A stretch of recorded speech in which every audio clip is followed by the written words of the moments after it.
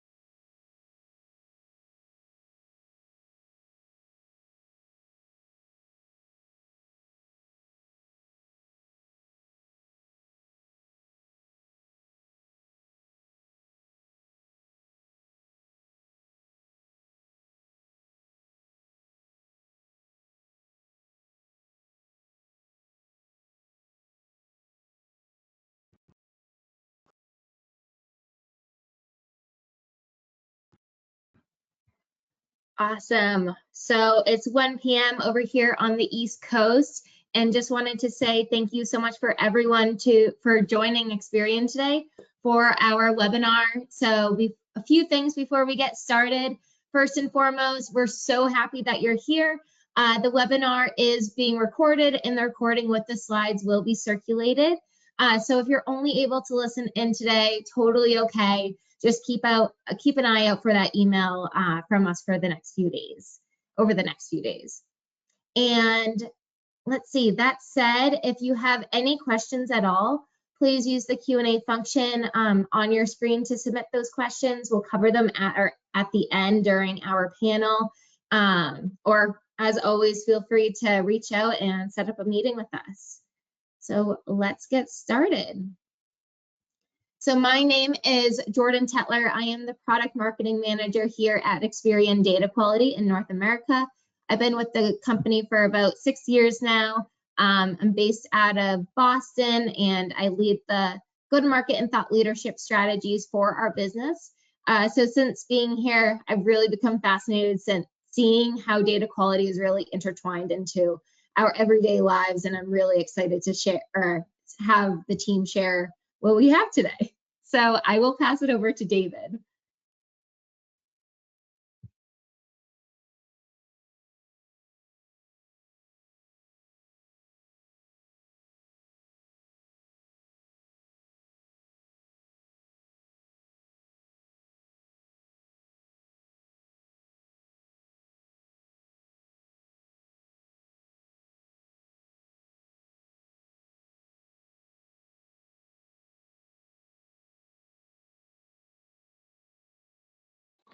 I think I'm next. David, I don't know if it was just me, but I couldn't hear you. So Josh Idell here, I lead up our strategic sales practice and enterprise group. I've been with the business for 10 years, primarily focused on client-related projects in this space. I'm really excited to share some insights. Worked closely with Nicole in our customer spotlight for today, and certainly have a lot of interest in this conversation and excited for the talk track today. Nicole, I'll turn it over to you.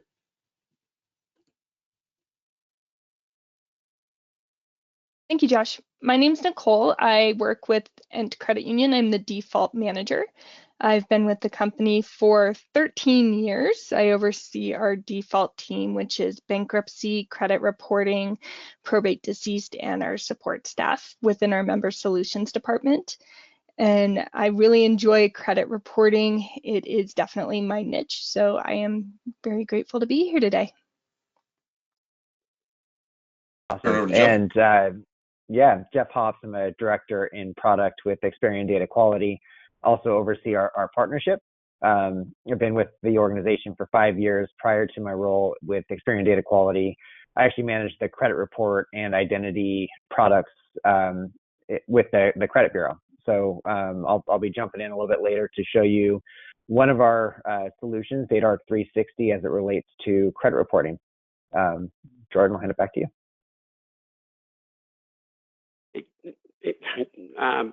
Sorry about that. I had an issue with my audio. My name's Dave Perola. I'm a consultant principal with our Data Integrity Services team, DIS for short. I've been with Experian going on my 25th year now. I'm based out of Auburn, Alabama, and I support all of our DIS products from a consultative perspective. I work closely with our furnishers to ensure data accuracy in their Metro 2 reporting.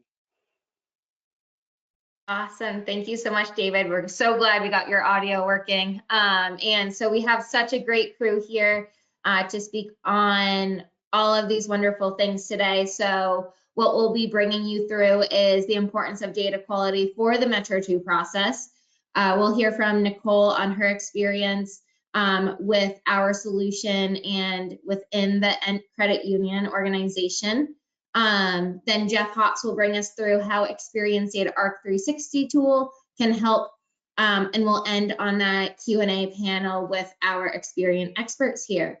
So with that, we'll pass it over to David to get us started. Thank you, Jordan.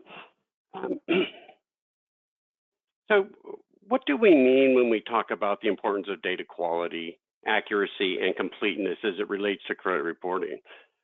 You all create, maintain, and submit monthly or even daily Metro 2 files to any number of credit reporting agencies, the CRAs. As data furnishers, you are responsible, accountable for each and every trade line reported in your Metro 2 files for each of the CRAs, right? No pressure there. Accurate and complete reporting is more important now than it ever has been. It's also more complex than ever before, right? Poor data quality can cause a host of unwanted outcomes, regulatory violations resulting in fines and/or penalties, litigation, increased disputes, or an unfavorable customer experience. I have never had a conversation with a furnisher where they didn't tell me they weren't concerned about data quality, especially around their Metro 2 reporting. Right? There isn't a magic button that we can push and send out a flawless Metro 2 file.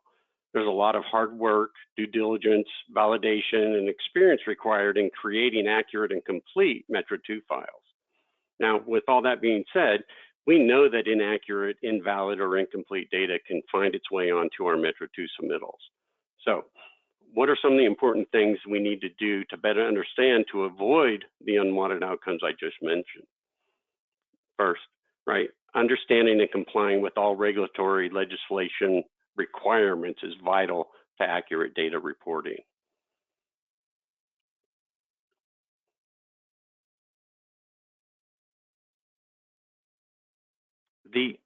All data furnishers face a number of reporting regulation requirements, right? Seems like they're expanding and changing with each passing day. And they're not going away, right? They're here to stay. So as I'm sure you all are well aware of, credit unions face unique challenges in this space, managing the complex requirements due to the diversity of your portfolios. FCRA, FCBA, ECOA, CARES Act, and more all have specific requirements, guidelines, and potential penalties, all of which demand of you to spend precious time and resources implementing these changes into your reporting environments, right? To validate the internal policy and business rules to ensure compliance with each act, section, or specific state law, right? Any new regulatory update or change has a huge impact on reporting. And again, it's changing all the time. Back in September of 2017, the National Consumer Assistance Plan implemented reporting requirements around name, address, social security numbers, and date of birth, right? To this day, I still see gaps in furnishers and how furnishers are reporting some of these data elements, right? This can cause the Metro 2 update to reject or be flagged as illogical because something in their system of record might be passing an invalid date of birth and or possibly an ITIN for a social, right? Something like that, which we consider to be invalid, might not be meeting that rule. So the last few years have been challenging for sure, right? Clearly, we recognize the importance of understanding and complying with all regulatory requirements, but just as important, if not more, is how we implement, how we're implementing and tracking these requirements in our own internal environments.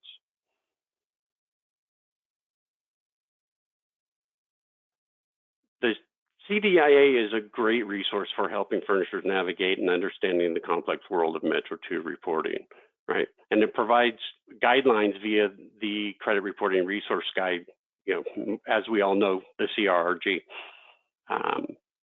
Here at Experian, we have 2 dedicated Metro 2 task force members assisting CDIA on Metro 2 reporting and its impact importance. So what we're looking at here, the lifecycle wheel is a great tool, at a high level, to provide furnishers with a roadmap to facilitate good controls from an overall reporting and governance perspective. Each activity and its completeness depends entirely on the unique furnisher, right? Some may combine activities or overlap responsibilities. However your organization defines your data lifecycle, the message is clear.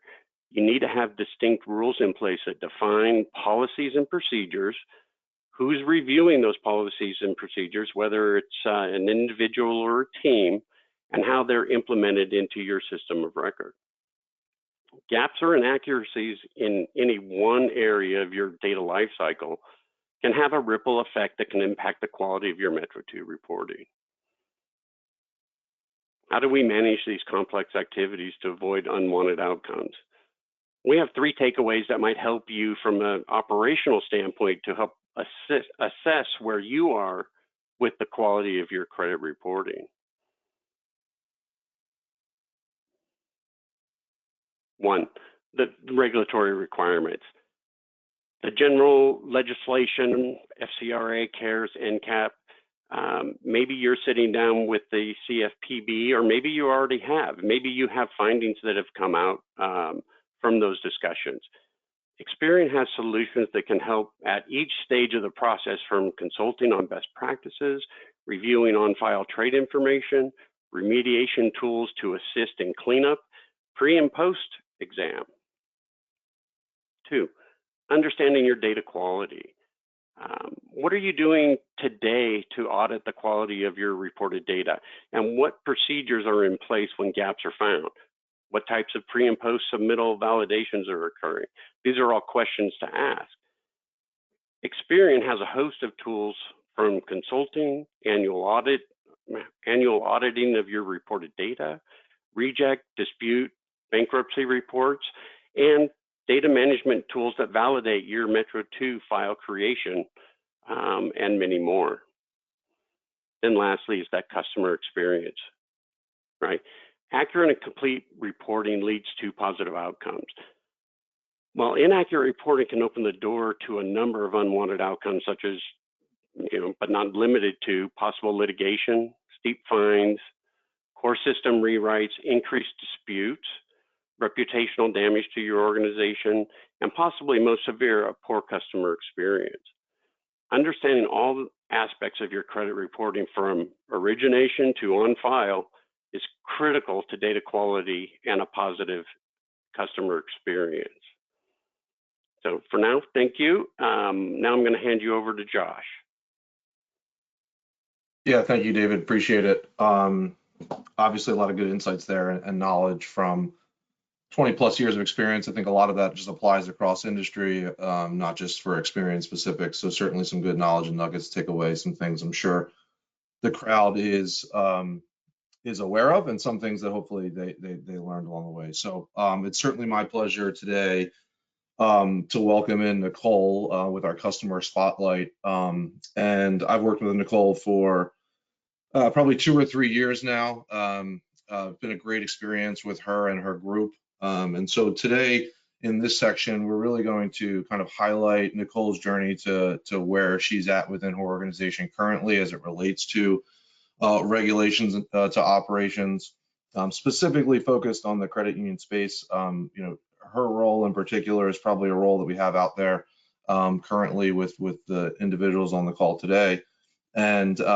her experience and kind of what the challenges that they've faced and how they've gotten to where they're at now and what the future looks like. So a bit of Q&A, going to go back and forth here.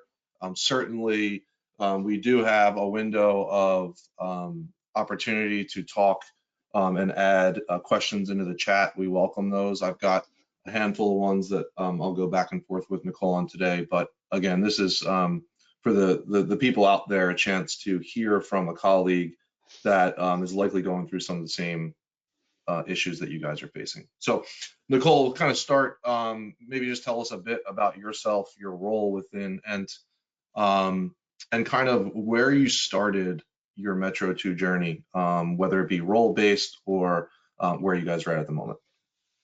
Certainly, Josh. So with ENT, before I became a manager, I was actually the credit analyst for 5 years. During that time, I noticed I was doing a lot of manual processes, which a lot of us know credit reporting. We may think we can't automate it, and some things you can't, which is okay.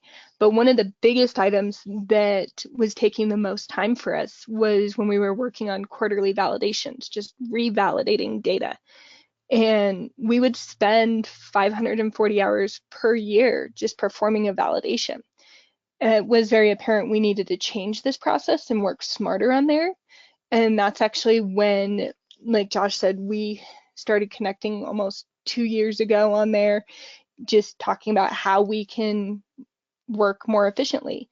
So in August of actually 2022, we were able to get on board with Josh's team and implement DataArc 360. Since the implementation, we've actually saved ourselves 528 hours of time in the year, just being able to look at 100% of the data files, validate data faster, using all the built-in Metro 2 rules that it's already part of the program on there. And we were actually able to go through training and create additional rules that there were items maybe we wanted to look at on there. We've also been able to enhance our relationship with legal and compliance by leveraging the data quality management tool itself, just to see the different risk levels for the different Metro 2 roles. And we're still continuing to use this program and find new ways that we can implement the system and enhance other relationships throughout our company. DataArc has definitely been a blessing to us on there. Yeah, that's amazing to hear. Obviously really excited from a Experian perspective to hear that. Just taking a quick step back. So David talked about the CRG. You talked about manual processes. Can you just speak a bit about, I'm sure, what a lot of folks on the call are dealing with, which is maybe not a real insight into what the true rules are around Metro 2 reporting, maybe not really having a specific way to follow it from a compliance perspective. What were you guys doing? What gaps did you see? And maybe a bit about the new process that's enlightened those gaps. Certainly. So with the process on there, one of the things that we really wanted to do was build our relationship a little bit more in depth with our legal and our compliance area. And sometimes it's hard to translate that data over into an actual conversation for those that are not in the weeds and actually looking at the data itself for the integrity. Is it correct? Is it not correct? What are the Metro 2 guidelines that the consumer data industry sets out every year? I mean, we go through and reread the manual that comes out every single year on there. What's changed? What hasn't changed? Our system's operating accordingly. And with the DataArc 360, being able to have the graphs and charts in there, that's actually really helped us because we can show the percentages to our legal and our compliance team, showing where the data thresholds are. Are they within our appropriate risk tolerance levels for it? And that's been something that's been huge for us because we want to definitely make credit reporting a forefront on there and help people understand why it's important to review the data and making sure we're reporting accurately. We know it's a high risk area and it does involve litigation, and that's definitely where our focus is building those relationships and helping people understand that. Yeah, I totally agree. I think that what we see a lot in the industry is around using things like Excel, SQL scripting, manual processes, and obviously having a technology that can kind of automate that, right, to one degree, but also I think specifically be able to help you across your different business lines from a maybe non-technical user perspective, and somebody who doesn't know Metro 2 and credit reporting makes sense of what they're seeing in the data and create operations around that.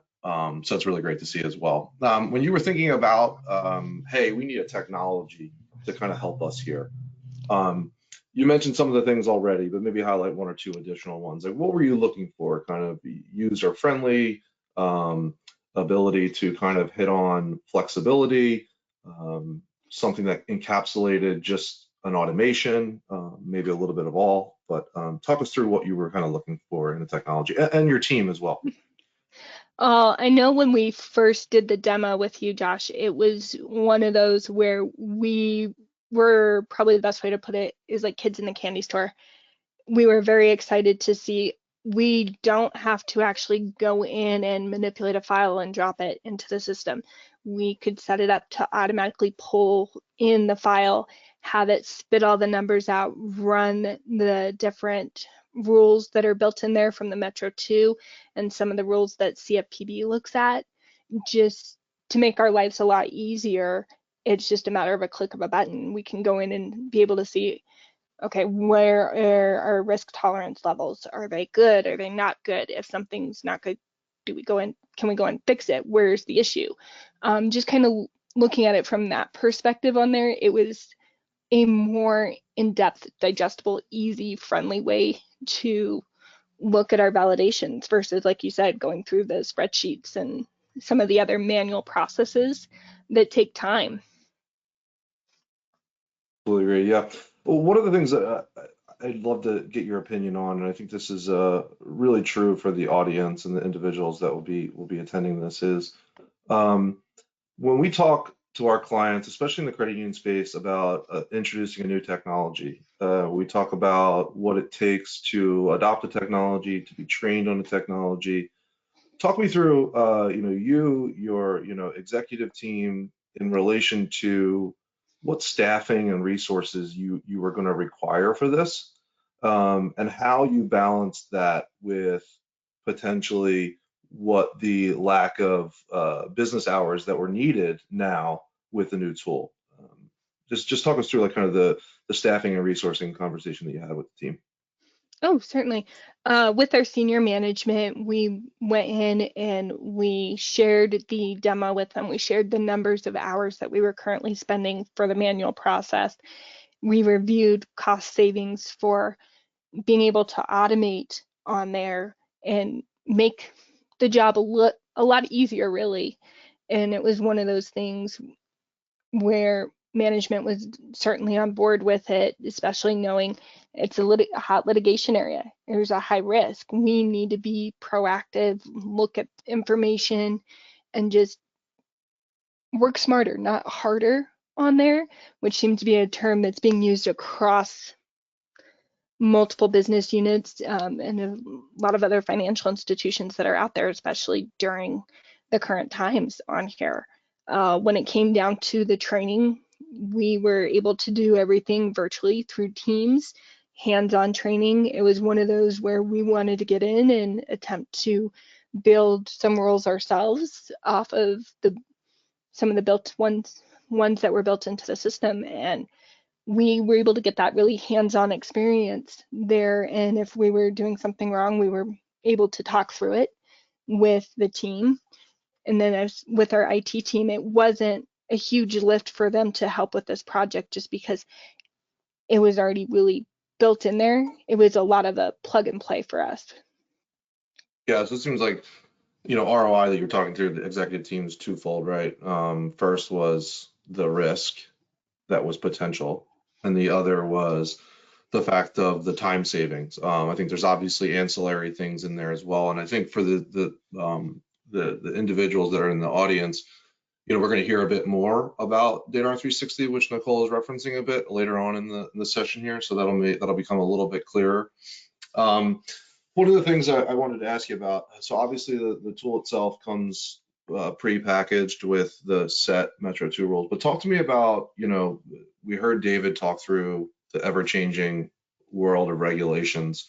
How is it that the tool helped you guys be flexible as you're, manipulating the data and as you're evolving as a business in that regulation changing market? Yes, that's actually a great question. Like I said, we watch the CDIA website. We get the new credit reporting resource guide every year, and we actually sit down and read it from front to back, seeing what's changed. And we've not only implemented that for the changes to be able to go in and change some of the rules on our side, but knowing that they automatically update as well, it has actually helped us.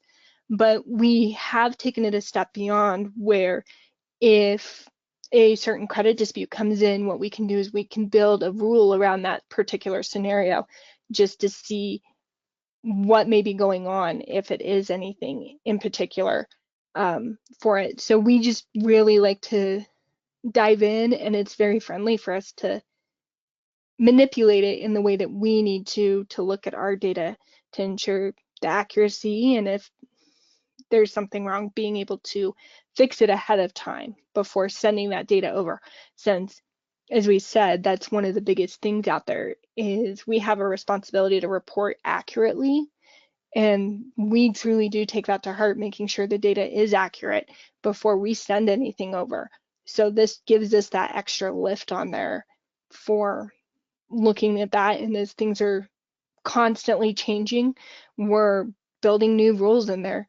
We know systems are different as far as how they operate. So a system may be operating one way versus how the Metro 2 says it should. Being able to sit down and really digest that and be able to look, okay, what's that risk level? Is it an appropriate risk level? Is it something that maybe working with the vendor for that system, have them fix it, whatever that may look like.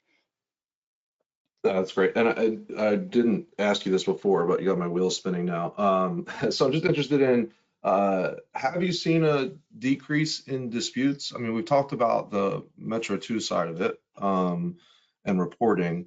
Has there been any cross conversation with the groups in relation to, hey, we've fixed some issues that may have led to disputes, and that's kind of cut down over the course of time of using the tool?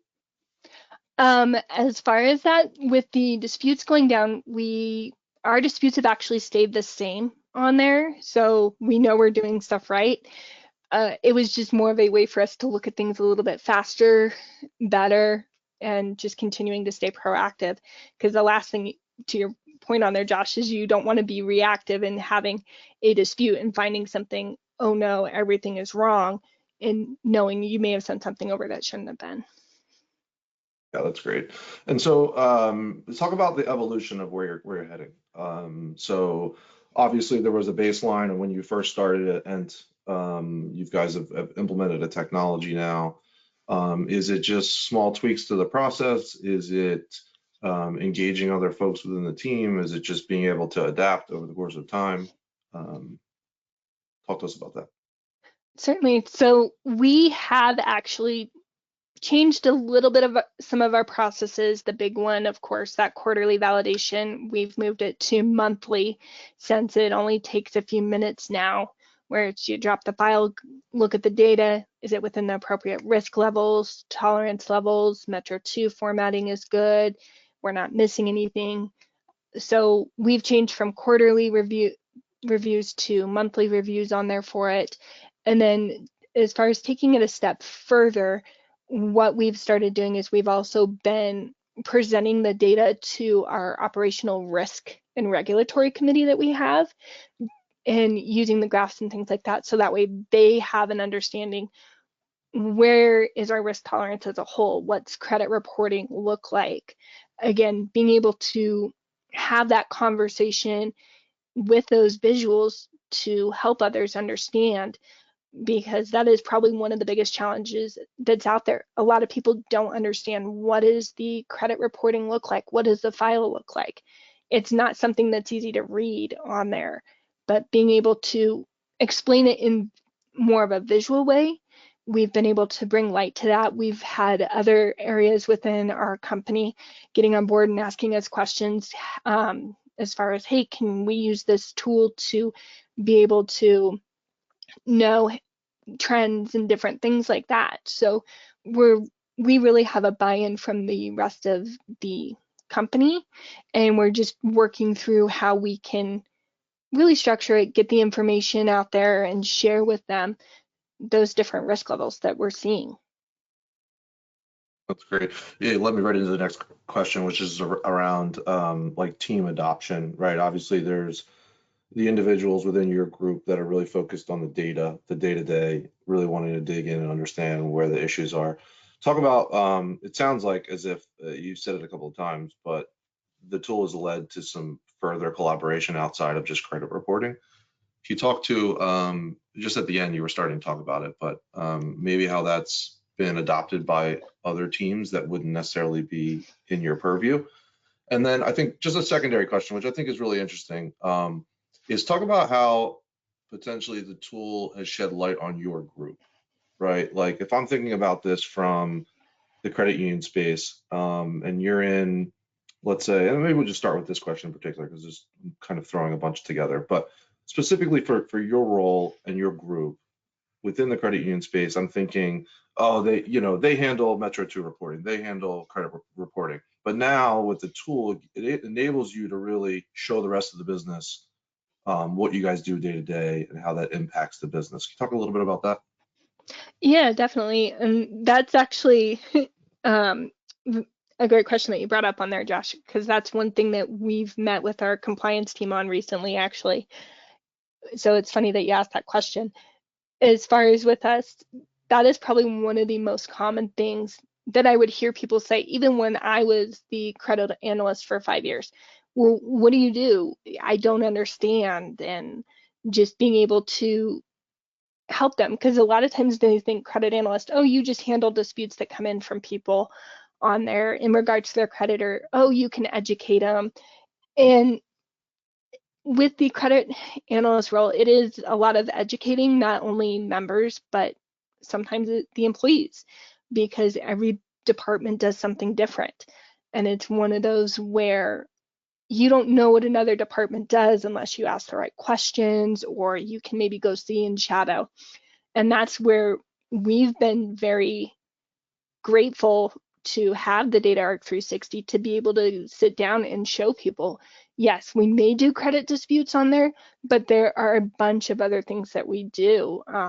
Those of you that do credit reporting, you know you have to go in and validate the data. You have to respond to disputes, whether they're by email, by letter, the different eOscar tools for disputes that come through.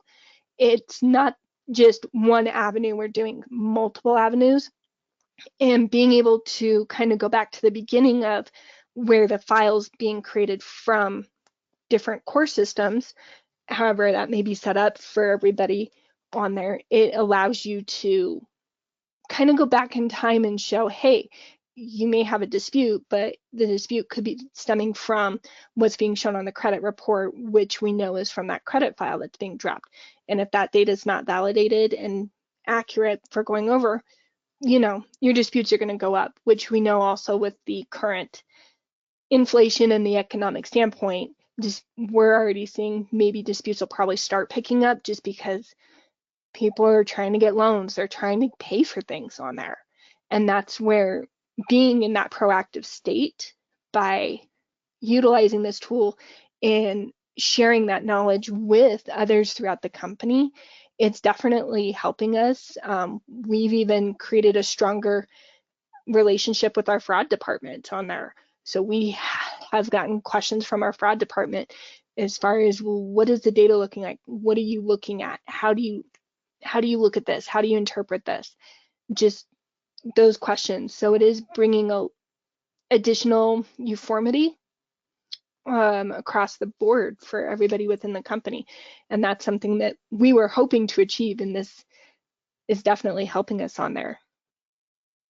Yeah, that's excellent. I think your next business review with your manager, maybe we got another promotion on our hands, you know. So that's it. That's exciting. I think there is a, you know, from the sales side of the organization, you know, you always think through the need from the business side, but you know, there's personal needs that everybody that you're working with on a day in and day out basis have, and to see technology enable some of that is really exciting, as an ancillary benefit. So last question, before we turn it over to more product focus, Nicole, and really appreciate a lot of the insights that you've given us today. So we'd be remiss if we didn't add this in. So why ultimately Experian? What was your experience like with us? Obviously talked about the technology a bit, but maybe talk about the Experian brand and us as a credit bureau in particular, and what ultimately led you guys to make that decision. That's actually kind of an easy one on there, Josh. I know we already had a relationship with Experian on there, and it was one of those where when DataArc 360 first came out, I actually remember seeing a news article that was sent to us from Experian, and we were looking at it, and it was one of those of, okay, this could benefit us on here. Is the timing right? Is it not right? And it was one of those, we did wait a while for it, but I can say once we got into everything on there, it was, again, it's been a huge lift for us for the hours of saving for the manual process on there. The communication's been very well. It was easy for us to talk to somebody on there as well. I know if IT had a question, we were able to reach out, we could get things answered really quickly. And it's one of those where even though we had a partnership from the beginning on there, it's allowing us to continue to evolve that partnership as we grow. That's excellent. I think marketing's ears are perking up at the moment listening to that. So that's exciting. So you know, I can't thank you enough, Nicole. I know this is a lot of effort to talk to, but your experience is really unique for the credit union space and something that we really wanted to highlight on the call today. Thank you so much for your input. And I'll now turn it over to Jeff Hops in our product group, who's going to further talk about DataArc 360 in particular. Jeff, I'll turn it over to you. Awesome. Josh, Nicole, that was fantastic. I was smiling the whole time you were talking, Nicole. So again, thank you so much for sharing your thoughts. And as Nicole mentioned, the product that we were able to help implement for Ent is Experian's DataArc 360. This is one of the products in Experian suite of data reporting tools. We have obviously experts like David that can come in and consult for your organization. We have a full suite of products that are able to help ensure accuracy and the best quality data for your organization. So obviously today we're just touching on one of them, and specifically DataArc 360, because that is what we were able to help Nicole and Ent with. So next slide. The way DataArc 360 is built on Aperture Data Studio. And so I quickly want to ground on what this is, because it will help you understand how the product works and why it is able to do what it does when we look at specifically data reporting in Metro 2. Aperture Data Studio is a data quality management platform. It's not a CRM. It's not meant to hold data. It's meant to ingest data and ingest any data to rapidly discover issues, to isolate and triage bad data, to run validations, to merge data, to find duplicate, transform data. Experian broadly uses Aperture Data Studio for internal use cases. It is a piece of software that is installed, and it provides a lot of flexibility in how it is leveraged. So it does many things Today, we're just talking about DA360, and I just wanted to mention before we get any further that come September of this year, we are launching our multi-tenant cloud version of DA360. So when we think about, as Nicole mentioned, time to value, we've heard what a lot of your organizations have said and are moving forward with that cloud DA360 multi-tenant hosted environment that will help get to reduce or increase the time to value where we can potentially get data loaded the same day and start reaping the benefits. So we are very excited about that moving forward. So whenever I talk about Aperture Data Studio, any product built on Aperture Data Studio, I always show data profiling. And Nicole mentioned this, DataArc 360 expanding into other regions of her organization.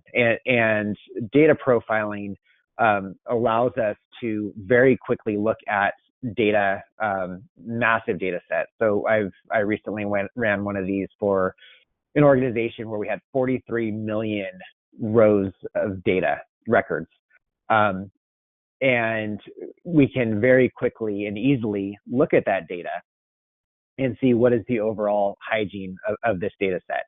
And so when we think about multiple use cases and membership ID in the credit union space being 100% unique, if that is not 100% unique, we can instantly identify that and drill down into any discrepancies or illogical fields in that data set. So if there's, in this case, we're indicating that there's nulls, blank fields in several of the data columns, we can quickly isolate those and triage them. So again, Aperture Data Studio is extremely powerful. It's used in multiple verticals from supply chain, logistics, retail, finance, public sector, very, very powerful.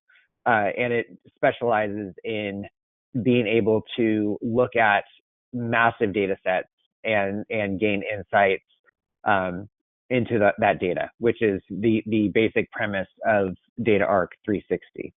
So as we move into actually some step-by-step screenshots here, I just wanted to take a second and talk about the platform that DataArc 360 is built on, because there's, as Nicole mentioned, more that can be done even outside of the value add of the Metro 2 auditing. So I'm going to talk about 3 steps to DataArc 360. This is not a comprehensive or sufficient demo of DataArc 360. We're more than happy to demo this in its entirety to anyone. We can even load your own data and show you some insights, or your Metro 2 file and show you some insights. So again, as we are built on Aperture, we are loading data and mapping the fields. So step 1 is just conditioning, very easy to import that data. Depending on your workflow, we can look at that Metro 2 file either pre or post submission. Important to note that we are not creating a Metro 2 format with Aperture Data Studio and DA360. We are assuming that Metro 2 format has already been generated, and now we are importing that to gain insights, run our dashboards, and make sure that data is as accurate and complete as possible. So once our data is loaded, we go and we're executing our pre-built workflows.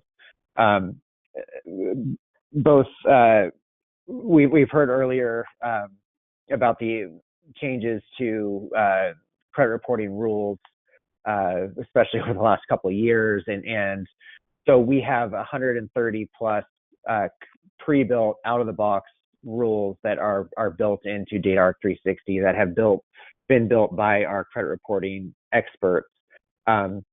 These rules are again, come out of the box, they're ready to go.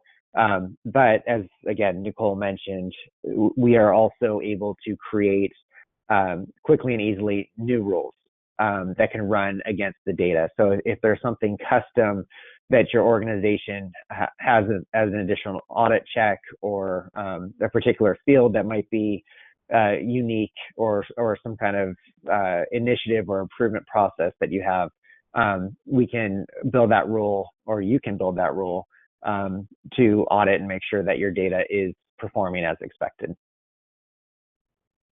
So once we've executed our rules, now it's time to see the results. And again, Nicole mentioned the automation components. The rules step 2 basically goes away once you're in production. You load your data, it runs automatically, and now you have your dashboard.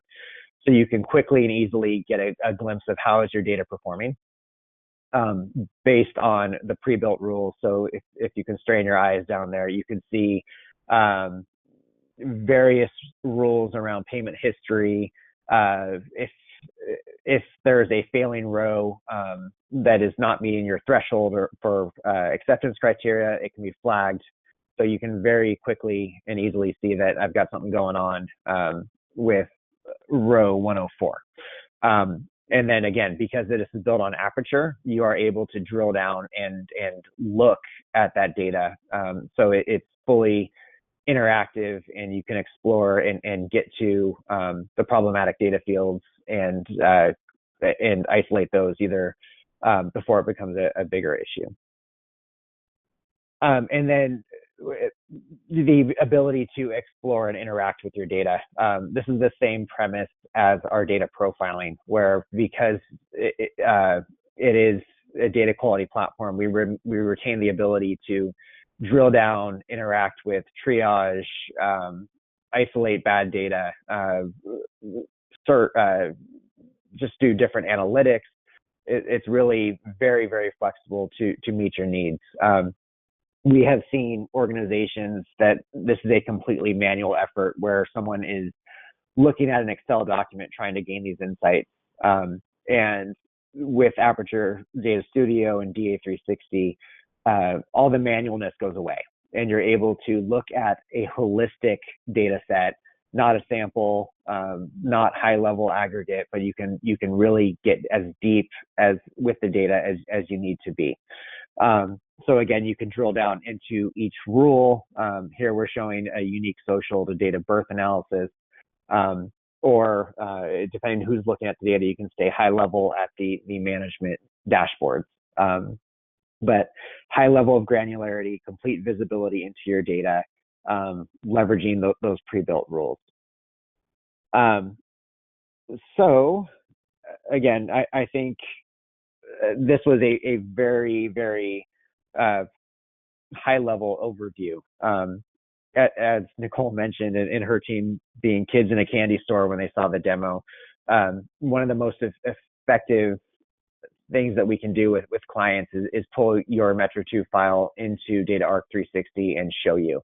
I've been on calls where we have uncovered potential issues real time, and it's just very, very fun to see that and see how we can help organizations automate this process and really help get control of the Metro 2 auditing.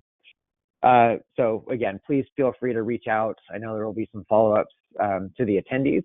And with that, I believe, Jordan, we move into Q&A. Awesome. This is great. All right, let's start with our Q&A. Again, everybody feel free to submit your questions in the Q&A function. And we already see some coming through. Okay, let's see here. Going back to the End Credit Union Q&A with Josh and Nicole. Josh, this is for you. Nicole, I see you're on too. So how long did it take to get up and running to recognize that 528-hour reduction that you mentioned? That was actually within the first month on there of getting it implemented. We reran all the numbers on there, so we were able to get those numbers pretty quick. Yeah, and just to elaborate on that, so DataArc 360 in particular, it just needs to be, it takes about an hour to actually install once the environment is set up. You can start loading Metro 2 data same day. So the time to value is pretty quick. And then obviously, in particular, Nicole had metrics around what they were trying to accomplish in the first 30, 60 days. And I think it, as she mentioned, worked out quicker than she thought.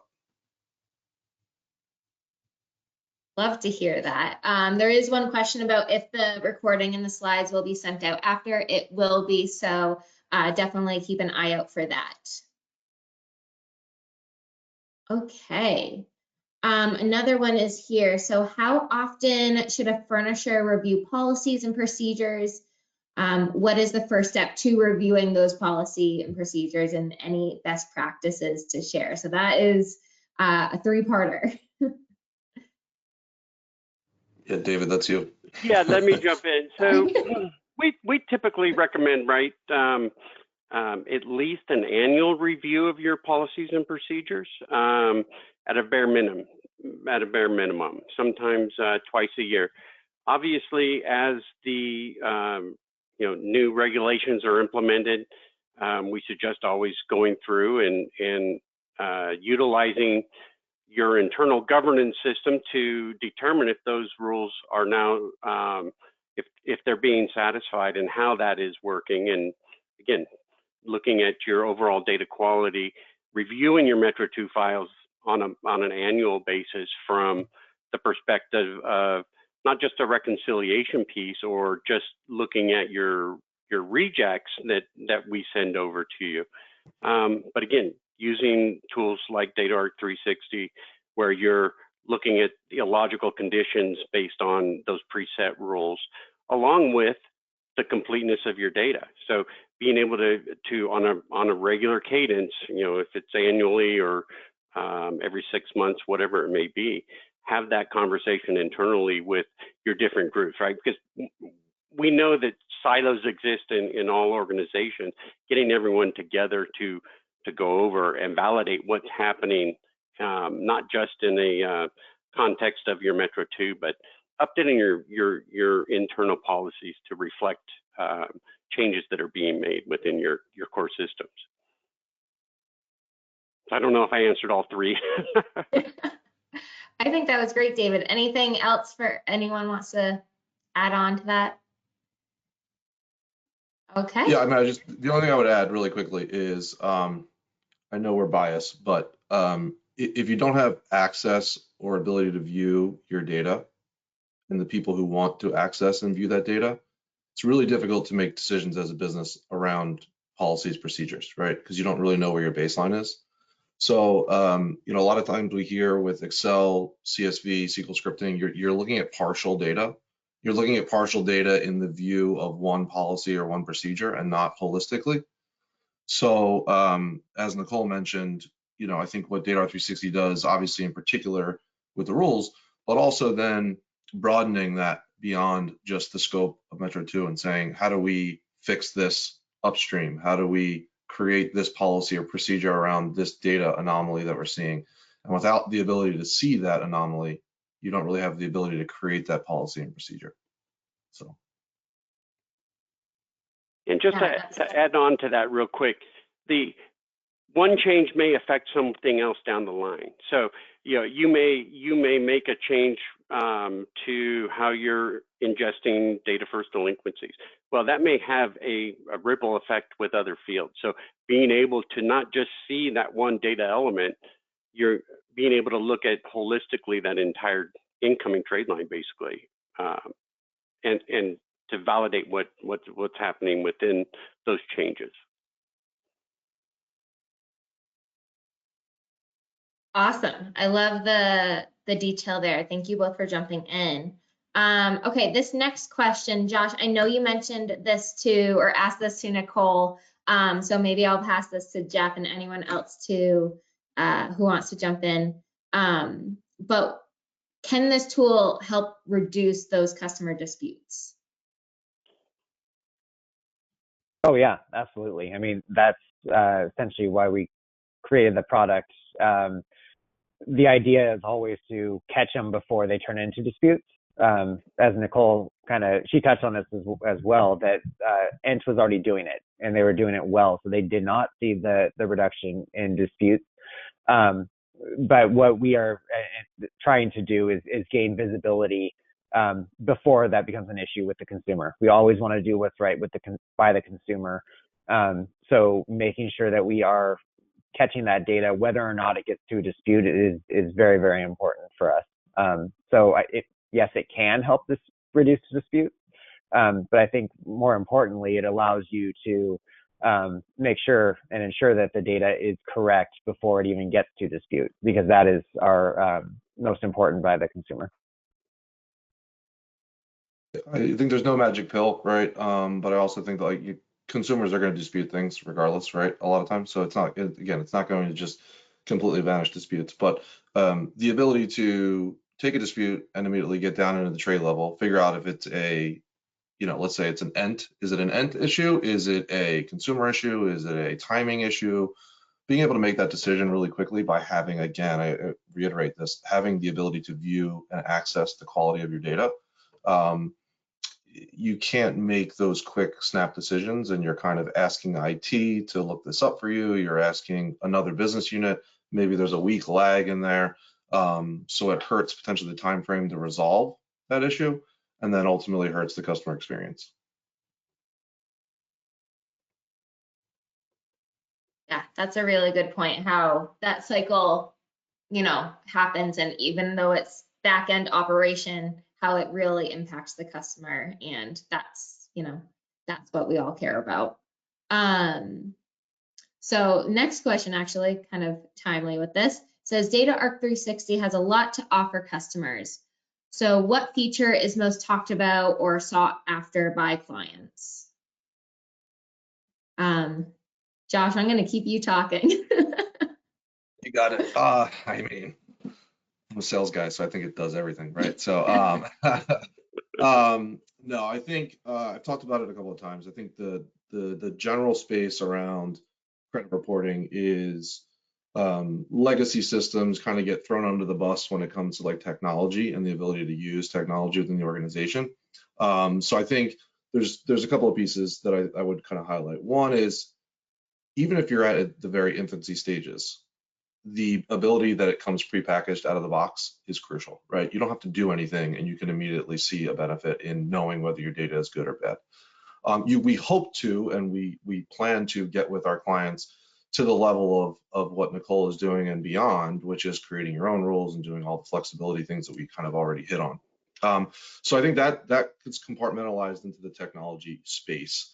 The things that are like ancillary that I really like to talk about is like personal benefit to Nicole, things that it's enabled her to do, visibility that she's been able to highlight within her organization,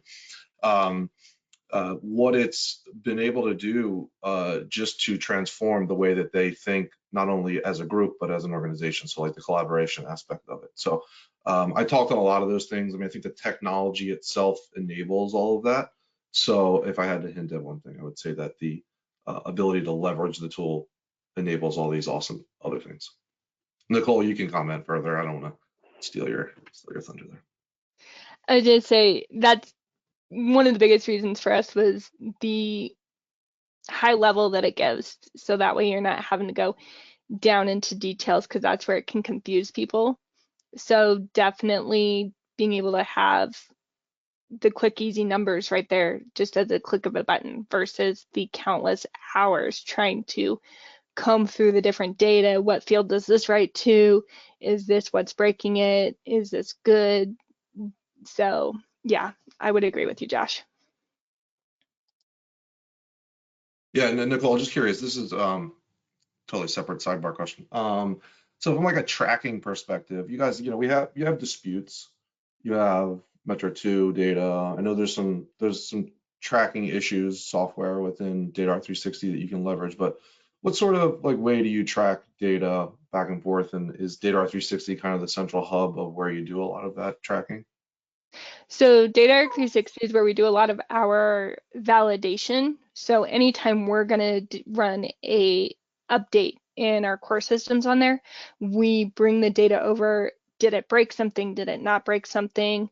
And we have a couple different areas for where we track different things like disputes is another system on there.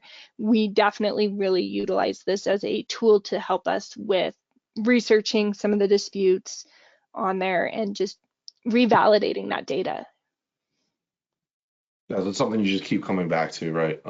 Yeah, gotcha. Yep. Because we work with clients, big and small, and I think that things we see are like, dispute management tracking systems that can also link into DataArc 360, but everyone has their own process. And a lot of the things that we talk about is just like kind of plug and play and being able to not have to revamp the entire system or entire policies and procedures.